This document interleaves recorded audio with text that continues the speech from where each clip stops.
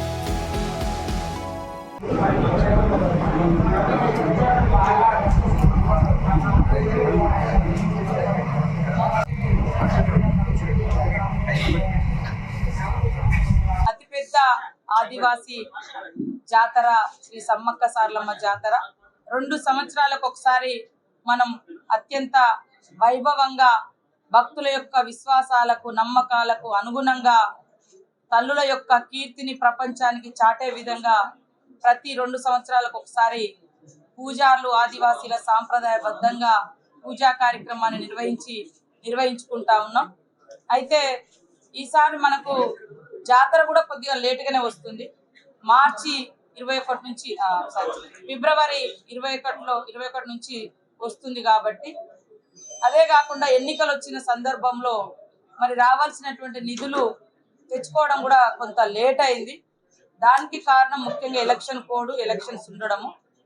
మరి మా మంత్రివర్గము 7వ తారీఖు నాడు మేమందరం కూడా మంత్రులుగా ప్రమాణ స్వీకారం చేసి మరి 9 తారీఖులలో మాకు అంటే శాఖలు కేటాయించిన తర్వాత 15వ తారీఖు నాడు అధికారులు మన జిల్లా యంత్రాంగం ఏదైతే అంచనాలు వేసి ఇచ్చిరో ఎస్టిమేషన్స్ జాతర నిర్వహణకు కావాల్సినటువంటి ఖర్చు అంతా కూడా 75 కోట్లను వారు మాకు కలెక్టర్ గారు పంపించడం జరిగింది.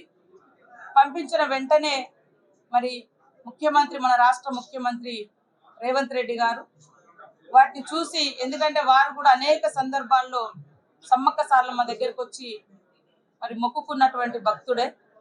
ఆయన యొక్క పాదయాత్ర కూడా ఈ ప్రాంతం నుంచే ప్రారంభించింది కూడా మీకు అందరికీ తెలుసు. అనేక సందర్భాల్లో కూడా వారు ఎంపీ కాకముందు ఎమ్మెల్యేగా ఇట్లా దఫాలుగా వచ్చి మొన్నటిసారి కూడా ఇక్కడ నుంచి పాదయాత్ర చేసి చెప్పగానే వారు వెంటనే సంతకం పెట్టించి మరి అదే విధంగా ఫైనాన్స్ నుంచి కూడా బట్టి విక్రమార్కన్న గారు కూడా వారు కూడా మరి రిలీజ్ చేయడం జరిగింది 75 కోట్లతోటి. కొంతమందికి అనుమానాలు ఉండొచ్చు 75 కోట్లేనానే. ఖచ్చితంగా ఇక్కడ ఏ అవసరం ఉన్నా జాతర నిర్వహణ కోసం, అదే విధంగా ఈ ప్రాంత అభివృద్ధి కోసం, ఈ ప్రాంత బిడ్డగా, ఆ తల్లుల బిడ్డగా, మా ఇంటి ఇలవేల్పులుగా ఇక్కడ ఎంతో విశ్వాసంతో నమ్మకంతో వచ్చేటువంటి భక్తులకు ఎలాంటి అసౌకర్యాలు కలగకుండా మేమందరం కూడా పనిచేయాలని అధికారులందరూ ఇక్కడ ఉన్నటువంటి టీం, అదే విధంగా ఇంతవరకు సమీక్షలో పాల్గొన్నటువంటి ప్రజాప్రతినిధులు కానీ అధికార యంత్రాంగం కానీ అందరం కూడా ప్రతినబూనడం జరిగింది.